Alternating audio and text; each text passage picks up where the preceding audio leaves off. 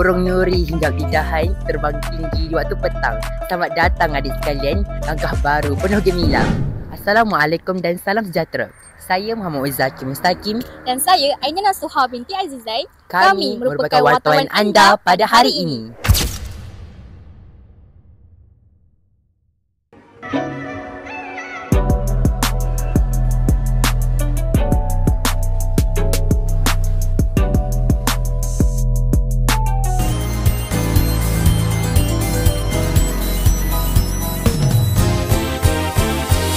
Apa harapan Puan terhadap sekolah dalam mendidik anak Puan nanti?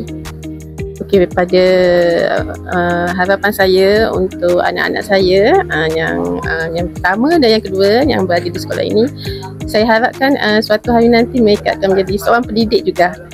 Kalau tidak di sekolah ini, di sekolah lain, dalam mata pelajaran agama lah yang penting. Semoga maju jaya lah semua. Okey, itu saja.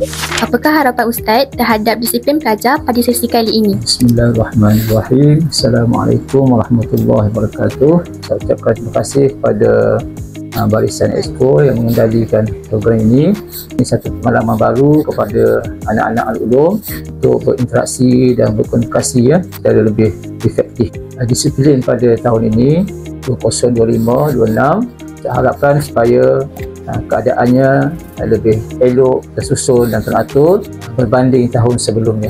Kita harusnya bergerak pada yang lebih baik dari masa ke semasa, sama ada disiplin itu berkaitan dengan di sekolah ataupun di asrama.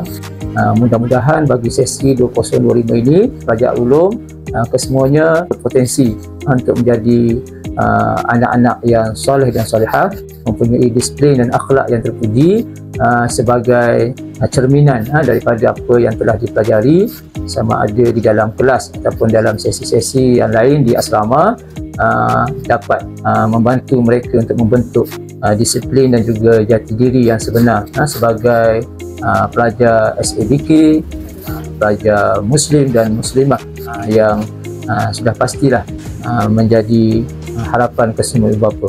Jadi saya harapkan sekali lagi supaya disiplin pelajar-pelajar Al-Ulum Asyariah pada tahun ini berada pada tahap yang terbaik ke arah sifar buli dan juga sifar gangguan seksual.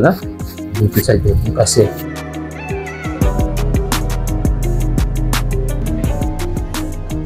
Ustaz, apakah harapan Ustaz terhadap pelajar tingkatan 1 yang baru saja memasuki alam sekolah menengah? Saya ucapkan ahlan wa sahlan, selamat datang kepada semua pelajar, khususnya pelajar-pelajar tingkatan 1. Kata pujangga, perjalanan 1000 batu bermula dengan satu langkah pertama. Syabas dan tahniah kepada anak-anak, khususnya pelajar-pelajar tingkatan 1 kerana telah mendaftarkan diri sebagai pelajar Sekolah Menengah Agama Al-Ulum Asyariah. Sebuah institusi pendidikan agama yang ulum dan telah melahirkan ramai cerdik pandai dalam pelbagai bidang sejak lebih 80 tahun yang lalu. Ambillah peluang ini, peluang yang sangat berharga untuk anak-anak belajar bersungguh-sungguh dalam bidang akademik mahupun dalam bidang dini. Bina potensi diri, baiki dan hiasi peribadi anak-anak dengan sifat mahmudah, patuhi segala peraturan dan disiplin sekolah. Bangunkan potensi kemahiran diri anak-anak dengan penglibatan secara aktif dalam pelbagai kegiatan kokurikulum yang dianjurkan di sekolah. Suburkan ukhuwah, persahabatan sesama rakan, juga bersama abang-abang dan kakak-kakak di asrama, berasaskan nilai hormat dan kasih sayang. Perjalanan menuju kejayaan pasti ada cabaran dan dugaan. Cari sumber kekuatan kita, lazimkan diri dengan Al-Quran dan ambil iktibar daripadanya.